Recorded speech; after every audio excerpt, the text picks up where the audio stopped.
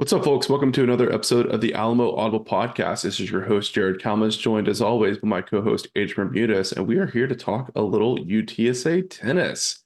So as you guys know, we aspire to cover all sports, all things UTSA. And we had our first tennis episode with Miss Keegan McCain last year. And she was amazing, just absolutely great. And then UTSA women's tennis went on a crazy run. They had a great season. So we had to bring Keegan back to talk about the program, get ready for the conference tournaments, which is about to start. And it was a great one. Adrian, thanks so much for joining me on that as my co-host as always. Yeah, incredible. Always incredible, fascinating insight whenever we're talking about these really global sports and sports that we just don't pay enough attention to, quite honestly. And, whenever there's a US Open or something like that, a major Grand Slam tennis event on your TV, maybe you tune in and chime in.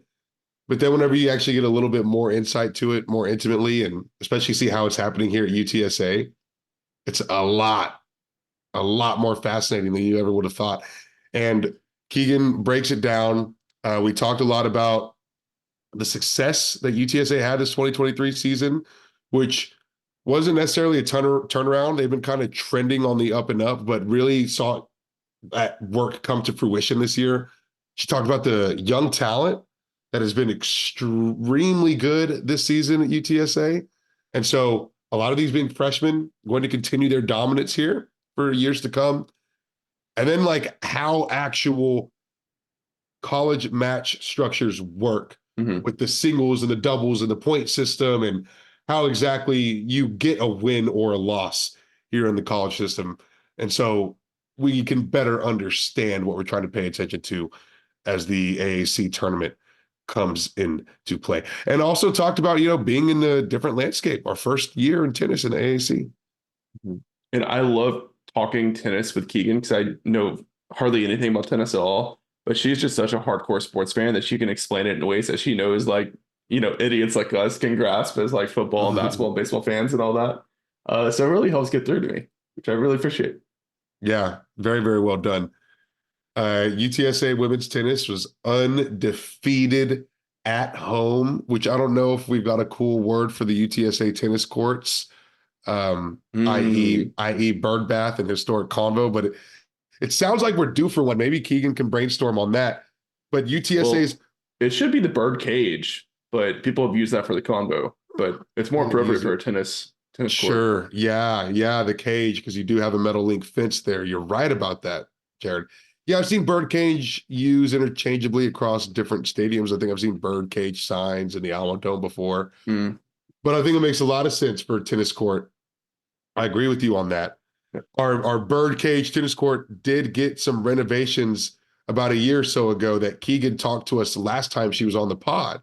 Sure enough, this year, this newly renovated court, we get undefeated at home. We go undefeated at home for a true home court advantage. So really cool to see those dividends being paid off. First time we've been undefeated at home since 1992. So talk about strides in the women's tennis program. We've done really, really impressive stuff. Yeah, by the time you guys are listening to this, it'll be just about time for the conference tournament to start. UTSA is playing in the first match against Tulane, and we talk about that. We previewed that a little bit on the podcast. So if you're listening, don't pause, finish this episode off, and then go follow the rest of the tournament for the ladies. And yeah, without further ado, we'll do some quick Patreon shout outs and get into this episode.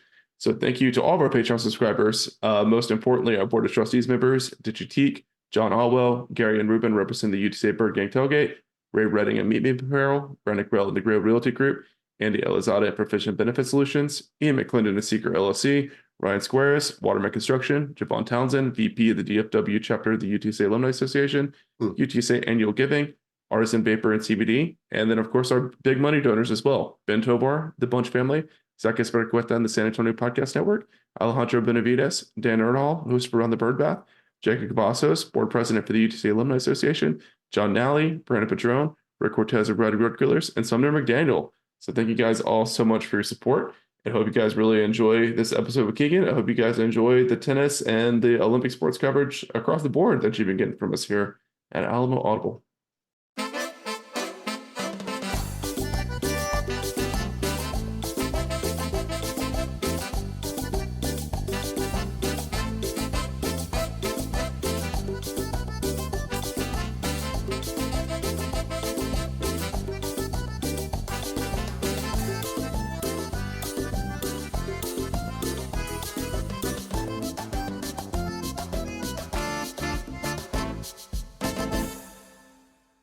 All right, guys, welcome back to the episode. We are joined by a recent guest, a quick returner, Keegan. I think you've had one of the quickest turnaround from original podcast guest to come back for the second round. So, everyone, welcome Keegan McCain, former UTSA tennis player, to the podcast. Thank you. I'm really excited to be back with you guys. I love recording with y'all and just chatting it up with you. So I'm really excited to be back. Yeah, of course. So I think a lot of the listeners listened to the first episode. I think you were finishing up your undergrad at the time. So where are you at now? What's the latest life update for Keegan? Oh gosh, latest life update. I'm pursuing my MBA with a certificate in data analytics, and I'm still at UTSA, but I'm also working full time as the academic services graduate assistant, specifically with football. So Yeah, kind of a little bit of everything. Well, if you need any like course credit for some data analytics projects, we've got plenty of data that you can tap into. And, whatever you guys need me to do, like seriously, give me some projects I need to learn. So I'm totally cool. in. That's awesome. Well, yeah, great to hear. It's awesome. Yeah, we could use some Excel wizardry for a couple of our archives of podcast data. Actually, Jared and I were going through some troves of data just earlier this week, and we were thinking, God, we need an algorithm for this. Just give me like maybe another semester, and I'll be able to help you guys out. But all right, we'll hit you up. Well, cool. Awesome. Yeah, Keegan, we want to have you on just to chat and catch up, of course, but also, to kind of celebrate and recognize this amazing season that women's tennis has had for UTSA. I didn't even realize this until this morning when I started doing some more prep for the podcast, but they actually went undefeated at home for the first time since like the 90s. That is so cool. Yeah. It's a really big feat. I mean, to be able to remain undefeated at home your entire season all the way up until the conference tournament is just such a big deal. And like, honestly, there are big Power 5 schools that aren't able to do that. So the fact that UTSA entering a new conference into a new era and in the AAC is just a really big deal to stay completely undefeated at home. Insane. Yeah. First undefeated home record since 1992. That was the year I was born.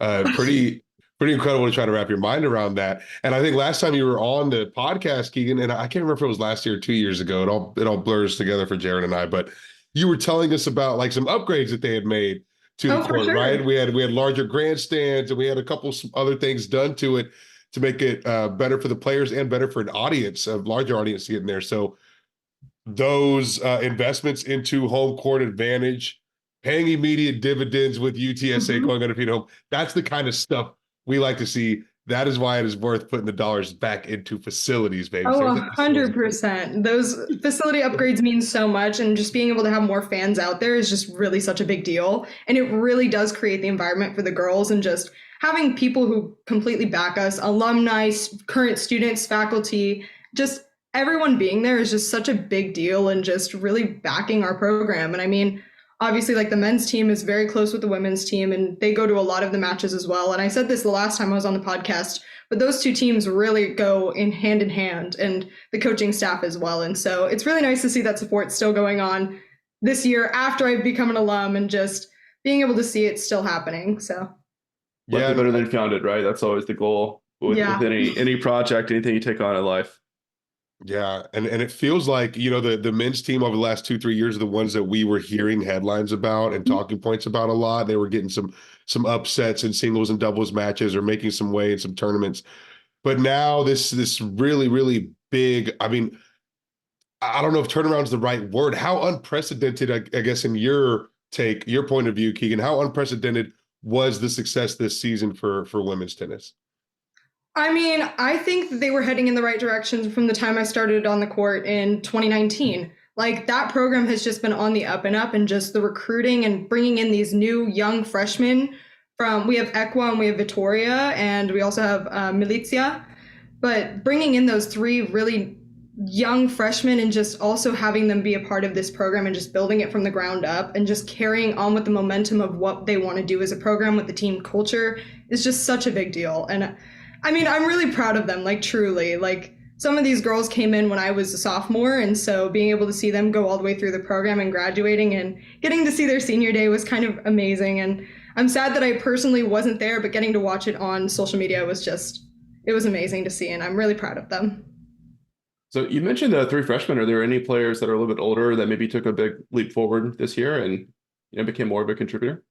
I think Fatima Gutierrez, who was playing line 2 last year, but just transferring into that line 1 spot this year, that was a big jump for her. And just having some pretty big wins and having a really good record this year with 11-5 going into conference, that's a really big deal. So I'm really proud of her. She's come not a long way because she was really good her freshman year, but she's definitely like continuing to improve year after year. And so it's exciting to see what she's going to do in the future. It's interesting when I look at the tennis schedule. We've moved into a new conference, but it seems like as far as our conference opponents so far, it's been very regionally based. And tennis, unlike our other sports, it doesn't just go into like this conference part of the schedule where you're just playing conference teams. You're always sort of playing teams from all around the country. So I mean, from what you've seen, like, competition-wise, how much has that changed from this year, or going into this season as opposed to the last few seasons when you were on the program? I mean, a lot of the teams that we've played in the past couple of years have been pretty consistent. It's just changing up where in the schedule they are. So it's easier for travel and just maintaining school on top of everything, because I will always say like student before athlete. But being able to maintain all of the above while going into that heavy travel schedule. I know that they did like a 3-day stint in Las Vegas at UNLV, competing against Kansas City, competing against UNLV. That's definitely a big change, because you're going for not only the 3 days that you're playing, you're going a day earlier, 2 days earlier, just to be able to practice and like be on those courts with the altitude. So I know that that takes a lot. But as for what schools they've been competing against, that's different than what we've done in the past. It's pretty much the same, just adding in a couple more schools that we haven't seen in the past, just to get some nice wins under our belt. Yeah. So whenever we go in from the through the regular season, as we approach sort of the AAC championship tournament coming up, we've been on a hot streak, 6 match wins in a row, I think it is now, as we enter that. What have you seen as far as takeaways from this hot streak, and how important is momentum in a game like tennis? Oh God, momentum is huge. Truly, like, it's all about building confidence. And so if you can have that momentum where it's, okay, we have 1 match, okay, we have 2 matches now. When you start getting up into like 4 or 5, your confidence is at an all-time high. Like, you're thinking you're the greatest thing since sliced bread. You're like, okay, my game is so solid. I know what I'm going to do. I know my shots. Like, no one's going to beat me. And so just going in with that mentality is very different than going in against a school that really has not had that win streak. And so it's very different when you're playing those players who might be a little down on themselves because they might be on like win streak 1 after coming off like a 2-loss streak. You know what I mean? And so it's great to see these girls just really doing what they do best. Yeah, Adrian hinted at, the conference tournament starting. I guess it'll be today when most people are listening to this, but I was a little bit surprised to see how good of a record UTSA had, but they're only the 9 seed in the conference tournament. Do you know how the seeding works? So from my understanding, seeding is based off how you do against your conference opponents. And I know that this year they lost against North Texas, who's still in our conference, Rice, who's still in our conference. And so playing those schools where they're in our conference, it also just depends. I'm pretty sure, not going to say that I'm 100% sure because I still am not familiar with how they seed. But if Rice had a win against another school that we had a loss to, but we had a loss to, or we had a win over, but we had a loss to Rice, the seeding flips a little bit, because it's like, okay, well, we have this circle of like, so beat so-and-so. So, I mean, 9 seed is low for how well we did this season, but I think they'll be okay going into the conference, and I think that they'll do really well. Yeah, they are matched up against 8th seed Tulane. They play. I haven't been to play at 9 a.m., but is that the men's? No, that's the women's. No, it's 9 a.m. Yeah. So the men and women have like the same draw, I think. They both play Tulane. I don't know about the men's. I haven't looked at it. I know the women's play Tulane, but yeah, that is very wait, hold on. Oh my God. You got me looking it up. I'm like, yeah, it is true. So the men is playing Tulane, women's is playing Tulane. Are they both at 9 a.m.? I'm not sure about that part. Well, I know one is at Tulsa. The men are at Tulsa, and then the women are at SMU in Dallas. Okay, I think that the men are also playing Tulane, the 10 seed Tulane, also at 9 a.m., but in Tulsa, at the same day, same time. That's kind of fun. That's like it says 10 a.m. on the schedule, but like I actually saw an update on Twitter where the conference was like, oh, we moved every match forward by an hour.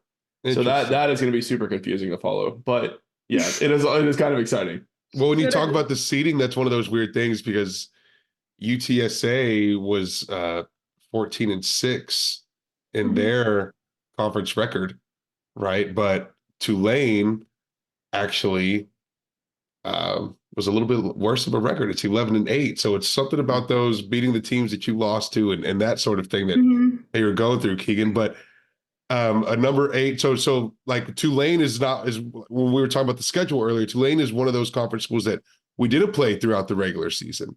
And the winner of this match is going to play number 1 SMU in the quarterfinals on Friday. That's another team that we didn't see throughout the regular season.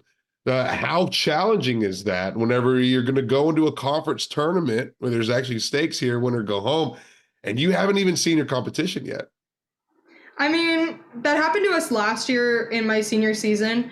We had never played FIU on the road, but we ended up playing FIU in the conference tournament in the second round. So, I mean, we've seen SMU before, and a lot of those girls are still returners. And so I know that the girls who are older on the team, the 4 seniors, they've seen SMU in the past. But I know that the new girls have never seen it. But it's kind of exciting when you're a player because, at least for me, I used to go into matches and I was like, okay, I'm the underdog. Like, let's go. Like, I have no pressure on me. Like, I'm just going to go out and play my game. But you have these girls who are now the number 8 seed who are Tulane, who's in front of us. You also have the number 1 seed that could come down the road. And those SMU girls, it's just different when you're in a different place because you have all the pressure on you as a higher seed. You have no pressure playing as the underdog going into this tournament. We've never seen Tulane. We've seen SMU in previous years, but not this year. I think it'll be exciting to see because I don't think that there's going to be a lot of pressure on our girls to necessarily win, but I think that they're still going to be able to do it because it's, hey, I have the confidence. We're on a win streak. Like, let's go. I know my shots. I know my game. You know what I mean? So it's very exciting to see these conference matchups with people we've never played against. Yeah, I did want to follow up on, you talked about confidence is such a huge part of tennis. How does that actually like manifest on the court? Sorry, there's an alarm going. Yeah, I heard that. What part of San Antonio do they have you in? I thought we had I'm just going to wait. Are you living in the outpost, Keegan? Are you living in the outpost? I'm not. I'm not near campus, but what was the question again? Sorry. Sorry. So you mentioned how important confidence is in tennis, but someone who has played like 5 times in my life, how does that actually manifest on the court as far as like, that how does that actually change your play? I mean, it took me a long time to get in this mentality. When you're a junior, it's very different than the college mentality. And so confidence really just manifests itself in what shots do I practice? What do I know I'm good at? Like in junior tennis, you would play these girls and you just be like, okay, well, I can rally. Like I can hit a backhand, I can hit a forehand. You get into college and it's like, I know my forehand is good. I know my forehand cross court is good. I know my forehand inside out is good. I'm going to hit a huge serve and I'm going to hit a forehand. So that's how I built my confidence as a player because I knew those shots were my shots. Like those were things I sought after and looked for when I was playing. Yeah, interesting. It's almost like you're picking your spots a little bit more. Oh, for sure, 100%. And that's very different to a lot of sports because they don't have that shot selection, if you will. And so, I mean, baseball, you're just, I might be wrong, but baseball, it's just like, okay, I see the ball, I'm going to hit the ball. Like, sure. It's very different than tennis where it's like, okay, I know what's good. And you also have to kind of go with the laws of physics a little bit. It's okay, I got to get to the ball. And then I also have to hit the ball while figuring out how fast I want it to go and how much spin I want to put on it. And so I think building confidence is just really knowing those shots and knowing yourself on the court. You're strategizing your fortes and trying to put yourself in the best position to have your better performing shots go, and also in contrast, maybe hiding your weaknesses a little bit or staying out of situations where you have to use your weaknesses as much as you can, right? And being 100%. In your strength situations as most. That makes a lot of sense. And so having those familiarities with the team, like y'all have played SMU in past seasons, you've seen what this person does before. You've seen what this girl does before. You Mhm. know what her tendencies are, right? You know what sort of maybe they gravitate towards for their strengths or what their weaknesses are. Is there a film study in tennis? Are y'all watching film? How does that work? There's no required film study, but I know that players like myself and some of the people I competed with when I was junior growing up, actually one of my best friends who plays at Oklahoma State, what we used to do is we would watch like the people that we were going to compete against, the teams that we were competing against, at least my freshman or sophomore year of college. I used to watch the teams if they were on like the cross court cast. But as we talked about before we started recording, ESPN Plus has just done so many wonders for sports that were never truly broadcasted. And so being able to go on there and watch, okay, I want to watch SMU versus Tulane. I want to watch SMU versus whatever team else that they're playing, just to get an idea of what they're doing. I don't know if that mentality applies to a lot of other tennis players because most of us is just go on the court, get the job done. But I know that there's the very few that love to watch the teams that they're going to play and see what they're doing in doubles, what they're doing on the singles court, and how they're competing in a team aspect in a very individualized sport.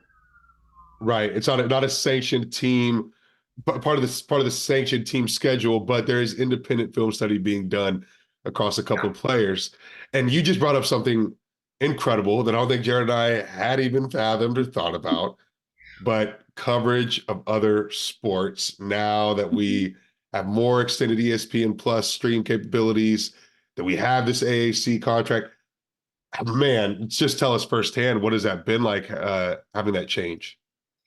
I think it's just amazing because I love watching other sports. I've always been a sports fanatic, and just being able to watch the teams on the road playing these conference games and matches and just tournaments in general, we've never really been able to do that with our conference when we were in Conference USA. And so moving to the AAC, we now have these big time games and even smaller games that we didn't even think were going to be broadcast all on TV. And so the girls who are international on the team, specifically for tennis, their families are able to watch from overseas if they really wanted to. You know what I mean? Like it's just an entirely different playing field. And I think it's just so amazing to see what media has really done for college sports and moving into this new conference, and specifically how UTSA is utilizing that. Yeah, and I don't think this is so much an ESPN thing or an AAC thing, but I've noticed UTSA is like sending their like social media team or creative team or whatever like on road trips with like track and field, and then they just released a video with men's tennis where they flew on a plane to Oklahoma with them, and then like got some videos of them practicing, trying out the courts and stuff like that. And like as a fan, as an alum, I feel like just so much more attachment to these teams and to the program. And it's just really cool to see this athletics department as a whole grow up like right in front of our eyes. It's pretty cool. Yeah, I think it's amazing. I mean, even our golf team, we just had the girl today, Dani Abonce from the women's golf team. She was the individual champion in the AAC conference tournament in Florida. And that was so amazing. We had a guy from our media team. He was there documenting the entire trip, the entire tournament for them. And just to be able to see her do all the post golf tournament like interviews and just watching her grow as a player as well is really awesome because she's doing so well, and she's only a sophomore. And so again, it's exciting to see where all these young people are going to go within UTSA sports. Definitely. So we mentioned that the SMU ladies are the #1 seed. They are also the host of the tournament. And I could be wrong, but I think the last time we had you on, you said that SMU had like the best tennis facilities in the American. Yeah, tell us a little bit more about that. Their facility is amazing. They have 6 indoors and they have 6 outdoors, and their complex is just beautiful. Like the way that they have it set up with all the stands. So when you're a spectator, you can just go upstairs and you can transition from outside and inside very easily. And it's really nice because a lot of schools in America, specifically if they have indoor courts, they aren't necessarily back to back. And I'm not talking about the Power 5 schools because they have the ability to do that, but comparing UT Austin, they have that facility with 12 outdoor courts back to back. They're indoors, they have 6 indoors, but it's a 35 minute drive away. Whoa. So it's, because they're hosted at the UT Golf Club. And so having the ability to have indoors and outdoors running a conference tournament is such a big deal because you don't have to worry about the weather aspect. You can run all day long. You just have to transition inside. Oh, the weather's good. It's not raining anymore. Right back outside. And so that's just, their facility is one of the best. I love it. I love being at SMU whenever I competed there. It was just always great to see as a player. So. Man, that's awesome. Yeah, it sounds like it's true country club status there. That's awesome though. That's a great that's a great for us to be able to have a conference tournament there. And speaking of the conference tournament, so can you try to help for us that don't, watch tennis too intently understand how the structure of conference tournament works, or just maybe how a match works? Because we know that there's singles, we know that there's doubles, there's several different players on the roster. So when it comes to UTSA versus Tulane, what is the actual structure like? Is it a bunch of different players having individual matches one-on-one, or is it a mix of single and doubles? How does that work? So starting in all matches at the college Division I level, you start with doubles. And so there's 3 doubles matches, so 6 players from each team. And the 3 doubles matches, it's best 2 out of 3. So if you have your line 1 team come off, they win. Whoever the next court is for UTSA that wins that match, that's the doubles point for us. So there's 3 doubles matches, but in reality, it only counts as 1 point. And so back when my mom used to coach, this is way back when, early 2010s and early 2000s, back when she coached for UT, she told me that they used to play singles first, and then it would come down to the doubles point at the end. Wow. And so that's very flip-flopped, because then you're coming down to a high pressure situation of 3-all. Like, you're going to have to play doubles now. Like, here we go. But starting off with that doubles point, I think sets the momentum of like the team aspect and just being there for your team the whole way through, which I think is a lot better structure, starting with doubles and then going into singles. And so overall with a match, you're trying to get to 4 points. So the doubles point and 3 singles matches is really what you're trying to go for. But a lot of times it's not a 4-0 situation, as we know. It'll come down to a 4-3 situation, which means it's 3-all, and it comes down to that one person on that singles court. And it's really like, I think it's electric seeing how the team rallies behind that one person and how uplifting and upbeat they are trying to get that person through their final match. Gosh, that sounds incredibly exciting. It sounds riveting.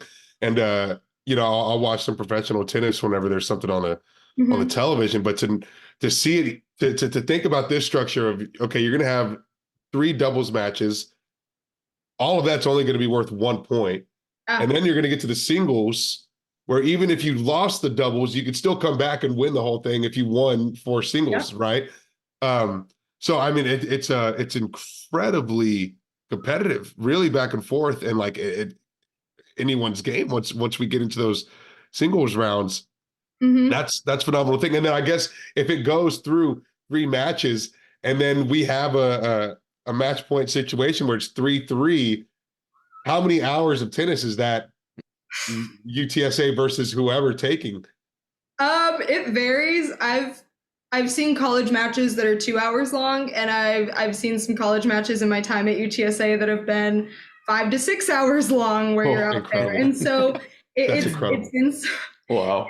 Yeah, it really just depends on what team you're playing, because I like to say tennis is just it's just a game that could change at the drop of a hat. Like, you could win the first set 6-0 and be cruising, and then you could lose the next set 6-0. So it's like, you could be doing, like, it's just so weird how the game changes just right off the bat like that. And I mean, I just think it's awesome to see the team atmosphere, like I spoke about with how the doubles point used to be at the end. I think it's harder to get that team momentum going when you start with singles. I think it's a lot easier to be like, okay, we're all for the team when you start with that doubles point. I'm so glad you explained the whole double point thing, because I went to the men's championship last year. It was at Rice here in Houston, and UTSA was playing Middle Tennessee State. And I just could not comprehend the scoring at all, because there was all this tennis going on, and there was only 1 point that came out of it, and all those other guys just stopped playing. What's going on here? So, wow, I feel so educated now. Thank you for that. It is not a simple scoring system. No, not at all. And college is very different than juniors. There's no ad as well. So when you get to 40-all, or deuce as we call it in tennis, you only have that 1 point. You don't get to fall back on the ad point like you did in juniors growing up. And it's a very different environment when you go from being a junior tennis player to being a college tennis player and just having to transition to that no ad scoring.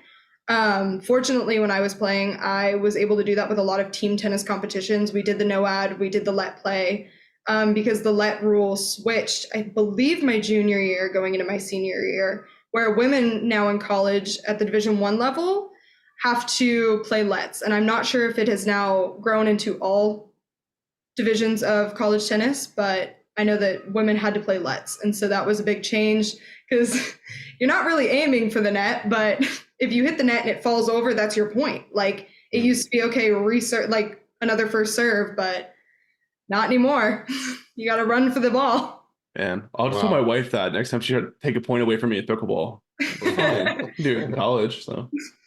Sadly, I've never played pickleball yet. What? I know. I haven't had the heart to transition away from the tennis court. I'm not going to lie to you. Yeah, it's funny. That is a big transition for me. I don't think I'm ready to do that. It's like going back to training wheels, you know? You don't want to do that. Yeah, I was just kind of curious what your general thoughts were about the pickleball wave that has swept the country right now. Yeah, I guess that would be the way, a good way to put it, Jared. For a tennis player, it's probably a little bit like going back to a tricycle or training wheels. Not enough action for you guys. I don't know if it's more action, but it's more touch. So the players that love to do like the touch shots, the nice little slices and like volleys and stuff from the net, that really suits them. Personally, I like to hit the ball really hard with a lot of spin. And so pickleball is not up my alley as of right now. And I love that it's getting more people involved in court sports like that, because a lot of people are transitioning from pickleball into tennis and then tennis into pickleball and vice versa. So it's fun to watch because more people are getting involved in that world. Nice. I thought there was a lot of like animosity between tennis players and pickleball players because you're like, oh, you're stealing our courts and stuff. It's nice to hear a level-headed take on that. I mean, the pickleball courts do take up a lot of tennis courts. I'm not going to lie about that. Right. But I mean, if they're all having fun being on the court, I really don't see a problem with it, because I do want to see more people being outdoors and playing these sports on a court. Like, it's just, if that's easier for them to do, that's easier. Because I know a lot of older people love to play pickleball. Like, genuinely, like, people go out there and they do that all the time. My dad talks about that with his academy, and how all like the older ladies and men at the club, they like to go out, and on their weekends they like to have their pickleball Saturdays. And so he's like, they take up my courts. There's 4 pickleball courts to a court. They take up the courts. And I'm like, Dad, at least they're going out on the court. Like, can you imagine? Like, they're trying, like, they all want to have social time, but they get to play a sport while they're having social time with all their friends. So I really like pickleball. I just haven't picked it up yet. I'll let y'all know when I do. Sounds good. It's incredible. It's like a skier versus snowboarder thing occurring here. Oh, God. Jared, Yeah, totally. Jared, have you been subject to some pickleball hate from? No, I haven't, because I only go players? to like pickleball facility, right? Oh, okay. But if we were going out and just trying to play on tennis court, yeah, I'm sure there'd probably be a little beef, you know? For I think sure. there would be just like a little bit, because the lines and everything just on the court. Some animosity there. Yeah, definitely. You were talking about the different styles there, Keegan, and I'm sure it's different from player to player, but traditionally, has UTSA ever had like a sort of identity for being more touch or being more power, fast spin? I mean, from what I understand, it's different between the men's and the women's games. The women's games, it's a lot harder shots with a lot more pace on it and a lot more spin. The men's games, it's more touch and like cat and mouse style game.